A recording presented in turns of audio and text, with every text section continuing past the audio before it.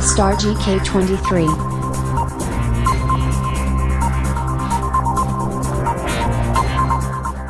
परिचय। अंकिता, हम जानते हैं कि जनन सभी जीवों की वह क्षमता है जिसमें एक जीव लगभग अपने समान गुणों वाले एक छोटे से जीव को जन्म देता है। हाँ, हम ये भी कह सकते हैं कि जनन वो प्रक्रिया है जिसके द्वारा प्रजातियां यानी स्पीशीज आगे बढ़ती हैं। तो आओ, अपने इस नए अध्याय में हम जनन के बारे में विस्तार से चर्चा करें। उद्देश्य।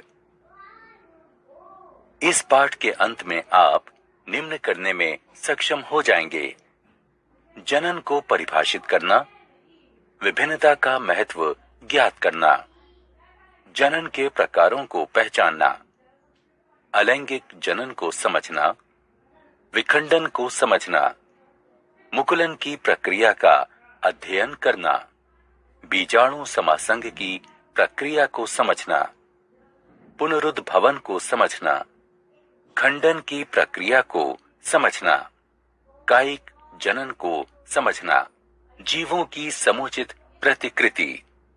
एक ही प्रजाति यानी स्पीशीज के विभिन्न जीव एक समान दिखाई देते हैं क्योंकि उनके अभिकल्प यानी डिजाइन समान होते हैं। जनन प्रक्रिया द्वारा शारीरिक अभिकल्प के ब्लूप्रिंट निर्मित होते हैं। हम ये पहले से ही जानते हैं कि प्रत्येक जीव कोशिकाओं से मिलकर बना हुआ है तथा प्रत्येक कोशिका में केंद्रक में गुणसूत्र पाए जाते हैं। डीएनए के रूप में जनक से गुणों की संतति पीढ़ी में पहुंचाने के लिए इन गुणसूत्रों में सूचनाएं एकत्रित होती हैं। डीएनए में प्रोटीन संश्लेषण हेतु सूचनाएं निहित होती हैं। प्रत्येक कोशिका विभाजन के बाद डीएनए प्रतिकृतियन होता है तथा 2 प्रतियां बनती हैं। कोशिका विभाजन के परिणाम स्वरूप प्रत्येक कोशिका 2 संतति कोशिकाओं में विभाजित हो जाती है। विभिन्नता का महत्व। प्रतियां बनते समय डीएनए की सूचनाओं में बदलाव आ जाता है जिससे निर्मित हुई प्रोटीन भिन्न हो जाती है तथा इस प्रकार जनक प्रजाति यानी स्पीशीज से विभिन्नता आ जाती है जो कि जैव विकास का आधार है। जनन की प्रक्रिया के परिणाम स्वरूप जीवों की समष्टियों द्वारा निकेत भरे हुए हैं। बाह्य कारकों जैसे ताप, जल स्तर, उल्कापात के कारण निकेत में अचानक प्रबल परिवर्तन आ जाते हैं। परिणाम स्वरूप संपूर्ण समष्टि नष्ट हो जाती है किंतु कुछ जीवों के बच जाने की संभावना रहती है। हम उपर्युक्त चर्चा को एक उदाहरण की सहायता से समझ सकते हैं। शीतोष्ण जल में पाए जाने वाले जीवाणुओं की कोई समष्टि है तथा वैश्विक ऊष्मीकरण के कारण जल का ताप यदि बढ़ जाता है तो अधिकतर जीवाणु व्यष्टि मर जाएंगे, परंतु उष्ण प्रतिरोधी क्षमता वाले कुछ परिवर्त ही जीवित रहते हैं तथा वृद्धि करते हैं। अतः विभिन्नताएं प्रजातियों यानी स्पीशीज की उत्तरजीविता बनाए रखने में उपयोगी हैं। जनन के प्रकार। अलैंगिक जनन। जनन 2 प्रकार का होता है: अलैंगिक जनन, लैंगिक जनन। जब संतति की उत्पत्ति एकल जनक द्वारा युग्मक यानी गैमीट निर्माण की भागीदारी के साथ अथवा इसकी अनुपस्थिति में हो तो वो अलैंगिक जनन कहलाता है। उदाहरण: अमीबा में द्विखंडन, हाइड्रा में मुकुलन, राइजोपस में बीजाणु समासंग और पुष्पी पौधों में कायिक जनन। अलैंगिक जनन में कोशिका विभाजन असमसूत्री या समसूत्री होता है। जो नए जीव उत्पन्न होते हैं वे बिल्कुल अपने जनक से मिलते जुलते होते हैं तथा यह एक तीव्र गुणनात्मक यानी बहुलीकरण विधि है। अलैंगिक जनन की कमियां ये हैं कि इसमें एक पीढ़ी से दूसरी पीढ़ी में एक समान जीव ही उत्पन्न होते हैं तथा जैव विकास संभव नहीं हो पाता है, जिससे कि विविधता उत्पन्न नहीं होती है। विखंडन में पूर्ण विकसित जनक दो या दो से अधिक संततियों में विभक्त हो जाता है। एक कोशिकीय जीवों जैसे अमीबा, पैरामीशियम तथा अन्य प्रोटोजोआ में अलैंगिक जनन की यह सबसे सरल विधि है। विखंडन दो प्रकार का होता है, द्विखंडन और बहुखंडन। अनुकूल परिस्थितियों के दौरान एक कोशिका का दो एक समान कोशिकाओं में विभक्त होना ही द्विखंडन कहलाता है। इस विधि में असमसूत्री विभाजन द्वारा सर्वप्रथम केंद्रक दो भागों में विभक्त हो जाता है तथा उसके बाद कोशिका द्रव्य में विभाजन होता है। अंत में कोशिका दो संतति कोशिकाओं में विभक्त हो जाती है। उदाहरण जीवाणु, यीस्ट, युग्लिना, अमीबा तथा पैरामीशियम। बहुखंडन जनक खंडन होता है। इसमें प्रतिकूल परिस्थितियों के दौरान जनक का शरीर स्वतः ही अनेक संतति कोशिकाओं में विभक्त हो जाता है। कोशिका का केंद्रक लगातार विभाजित होकर अनेक केंद्रक बनाता है। प्रत्येक केंद्रक कम मात्रा के कोशिका द्रव्य से घिरा होता है तथा पुटी यानी सिस्ट में अनेक संतति कोशिकाएं उत्पन्न होती हैं। अनुकूल परिस्थितियों में पुटी यानी सिस्ट टूटकर छोटी संततियों को मुक्त करता है। बहुखंडन का उदाहरण मलेरिया परजीवी प्लेस्मोडियम है। मुकुलन में एक या एक से अधिक एक कोशिकीय या बहुकोशिकीय बाह्य वृद्धि, जिन्हें कलिकाएं कहते हैं, जनक शरीर के ऊपर या अंदर उत्पन्न हो जाती हैं। हाइड्रा पुनर्जनन की क्षमता वाली कोशिकाओं का उपयोग मुकुलन के लिए करता है और इसके कारण एक स्थान पर कलिका यानी मुकुल विकसित हो जाती है। यह कलिका यानी मुकुल वृद्धि करके एक नन्हे जीव में बदल जाता है तथा पूर्ण विकसित होकर जनक से अलग होकर स्वतंत्र जीव बन जाता है। बीजाणु समासंग। जब ब्रेड के एक टुकड़े को कुछ दिनों के लिए नमी और अंधेरे में रख दिया जाता है तो वायु में उपस्थित राइजोपस के बीजाणु ब्रेड पर चिपक जाते हैं और राइजोपस का एक नई कवकी पौधा उत्पन्न हो जाता है। राइजोपस में एक गांठ जैसी संरचना पाई जाती है जो कि जनन में भाग लेती है। इसे बीजाणुधानी कहते हैं। इसमें बीजाणु पाए जाते हैं जो कि नए राइजोपस में विकसित हो जाते हैं। पुनरुद्ध भवन यानी पुनर्जनन। पूर्ण रूपेण विभेदित जीवों में अपने कायिक भाग से नए जीव के निर्माण की क्षमता को पुनरुद्ध भवन कहते हैं। इसमें जीव के शरीर का कटा या टूटा हुआ भाग वृद्धि या पुनरुद्भित होकर एक नया पूर्ण जीव विकसित हो जाता है। सरल जीव जैसे हाइड्रा और प्लेनेरिया को कई टुकड़ों में काट देने पर प्रत्येक टुकड़ा विकसित होकर पूर्ण जीव का निर्माण कर देता है। खंडन में जनक का शरीर तरंग की क्रिया, पुराने भागों की मृत्यु और अपघटन द्वारा दो या दो से अधिक छोटे छोटे टुकड़ों में खंडित हो जाता है। सरल संरचना वाले बहुकोशिक जीवों में जनन की सरल विधि कार्य करती है।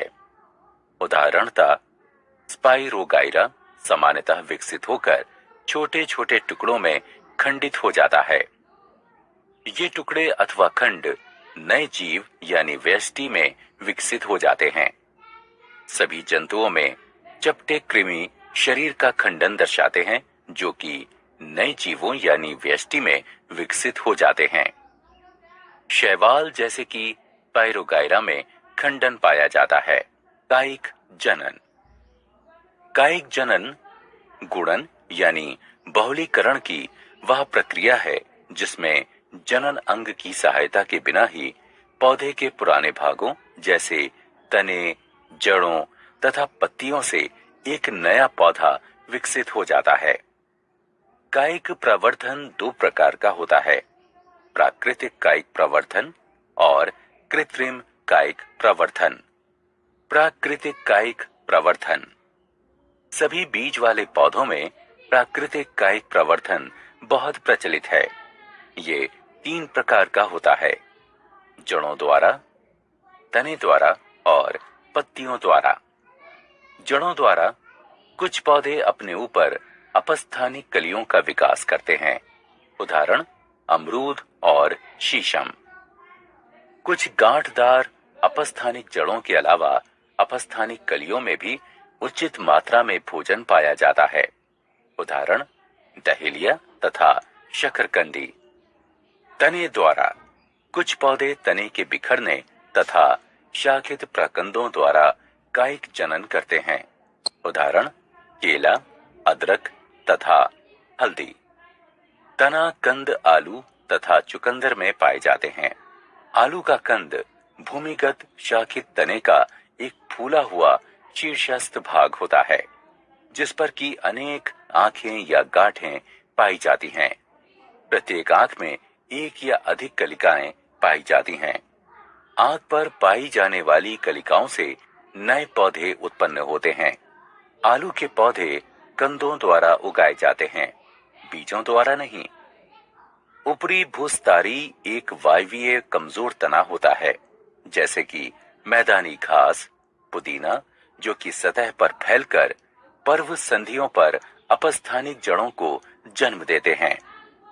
जब पौधे का पुराना भाग मृत हो जाता है तो जनक पौधे से शाखाएं अलग हो जाती हैं तथा स्वतंत्र पौधों का निर्माण करती हैं। बल्ब भी कलिकाएं धारण करते हैं, उदाहरण लहसुन तथा प्याज। घन कंदों जैसे क्रोकस, अरुई यानी कोलोकासिया आदि में भोजन उचित मात्रा में संगृहित होता है तथा ये अनेक अपस्थानिक कलिकाएं भी धारण करते हैं।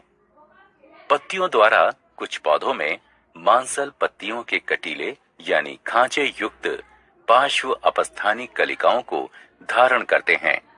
जब पत्ती मृदा पर गिरती है तो अनुकूल परिस्थितियों में कलिकाएं छोटे पौधों में विकसित हो जाती हैं। नवीन पादप पृथक होकर स्वतंत्र पौधों में विकसित हो जाते हैं, उदाहरण ब्रायोफिलम, बिगोनिया। कृत्रिम कायिक प्रवर्धन। मालियों तथा बागबानों ने कृत्रिम कायिक प्रवर्धन की विभिन्न पद्धतियां विकसित की हैं। कटाई, पर्तन, कलम लगाना, मुकुलन और ऊतक संवर्धन आदि कुछ सामान्य पद्धतियां हैं। कटाई जड़, तना अथवा पत्ती का एक अलग हुआ भाग है, जो कि आंशिक रूप से नम मिट्टी में गड़ा हुआ होता है। अनेक पौधे जैसे गन्ना, गुलाब, नींबू, अंगूर, कोकोआ, बोगेनविलिया आदि कटाई के माध्यम से ही प्रवर्धित किए जाते हैं। पर्तन। जनक पौधे से पौधे के अलग होने से पूर्व तने की शाखाओं में अपस्थानिक जड़ें बन जाती हैं।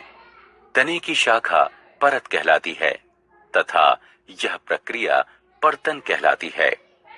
यह विधि नींबू, अमरूद, हिबिस्कस, बोगेनविलिया, चमेली, रसभरी तथा अनेक सजावटी पौधों में प्रयोग की जाती है। कलम लगाना। जनन की इस पद्धति में 2 निकटवर्ती संबंधित किस्मों वाले पौधों को एक साथ जोड़ दिया जाता है, जिससे कि वे एक पौधे के रूप में ही रहते हैं। पौधे का एक भाग जो कि पौधे के अन्य भाग पर कलम लगाता है, पौधे की कलम यानी साइकान कहलाता है तथा वो पौधा जिस पर कलम लगाई जाती है डंठल यानी स्टॉक कहलाता है। उदाहरण आम, सेब, मटर, नींबू और अमरूद। मुकुलन में एक वांछनीय पौधे के तने से छाल युक्त एक छोटी कलिका यानी मुकुल ली जाती है। इसके बाद डंठल की छाल में बनाई गई गांठ यानी दरार में घुसाई जाती है। दोनों को बांध दिया जाता है तथा इन्हें सूखने से बचाया जाता है। उदाहरण गुलाब, आलू बुखारा आदि। ऊतक संवर्धन। संवर्धन विलियम के कृत्रिम माध्यम में पृथक या विलगित पादप कोशिकाओं अथवा पादप ऊतक के छोटे भागों में नए पादप का निर्माण ही ऊतक संवर्धन कहलाता है। पौधे के वृद्धि वाले सिरे से ऊतकों अथवा विलगित कोशिकाओं को हटाकर तथा उन्हें कृत्रिम माध्यम में रखकर पौधों को विकसित कराया जाता है। पादप ऊतक विभाजित होकर कोशिकाओं के छोटे समूह बनाते हैं जिन्हें कैलस कहा जाता है। कैलस को एक ऐसे अन्य माध्यम पर स्थानांतरित किया जाता है जिसमें कि वृद्धि तथा विभाजन के लिए हार्मोन पाए जाते हैं, जिससे कि पादपक या छोटा पौधा बनता है। बने हुए पादपक को गमलों या मृदा से प्रतिरोपित किया जाता है, जहां वे वृद्धि करके विकसित पौधे बना सकते हैं। यह बाह्य यानी इन विट्रो सूक्ष्म प्रवर्धन भी कहलाता है, क्योंकि यह प्रक्रिया एक परख नली यानी टेस्ट ट्यूब में एक कृत्रिम पर्यावरण का प्रयोग कर जनक पौधे के बाहर होती है। यह सजावटी पौधों जैसे ऑर्किड, डहेलिया तथा कॉर्नेसन के लिए प्रयोग की जाती है। कायिक प्रवर्धन के लाभ तथा हानि। आइए कायिक प्रवर्धन से होने वाले कुछ लाभों तथा हानियों की चर्चा करते हैं। लाभ। कायिक प्रवर्धन एक सस्ती, आसान तथा तेजी से होने वाली प्रक्रिया है। कायिक प्रवर्धन द्वारा जनक पादप के गुण यानी लक्षण संग्रहित रहते हैं। कायिक प्रवर्धन उस पौधे के प्रवर्धन में भी सहायक है जो कि जीवन शक्ति वाले बीज उत्पन्न नहीं करता है। हानियां। कायिक प्रवर्धन से पौधों की संख्या में आवश्यकता से अधिक वृद्धि हो जाती है। इसमें कोई भी जैव विभिन्नता नहीं पाई जाती है तथा पौधे पर्यावरण के कम अनुकूल हो जाते हैं। जनक पादपों में पाए जाने वाले रोग संततियों में स्थानांतरित हो जाते हैं। क्या आप जानते हैं यकृत में बहुखंडन के दौरान प्लेस्मोडियम लगभग 1000 संतति कोशिकाएं उत्पन्न करता है, जबकि लाल रुधिर कणिकाओं में बहुखंडन के दौरान ये 12 से 24 संतति कोशिकाएं उत्पन्न करता है, जिन्हें खंडजाणु यानी मीरोजोइट कहते हैं। जीर्णोद्धार पुनरुद्भवन शरीर की खंडित कोशिकाओं के पुनर्निर्माण की एक प्रक्रिया है। उदाहरण, मानव में नवीन लाल रुधिर कणिकाओं द्वारा मृत लाल रुधिर कणिकाओं का प्रतिस्थापन तथा घाव भरना।